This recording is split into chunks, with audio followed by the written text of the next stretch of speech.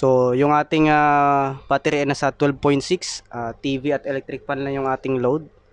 Ayan, wag natin sagarin dahil di pa po ito na-charge yung ating battery. Kaka-symbol pa lang yan.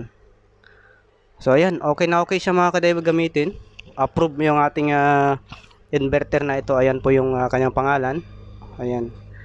Wala po siyang brand na nakalagay, kung pure sine wave inverter lang nakalagay. So, ayos siya. Ayan, na-stop na naman yung kanyang nag-stop na naman yung kanyang blower. Ayan. So, ibig sabihin working niya po lahat mga ka-DIY.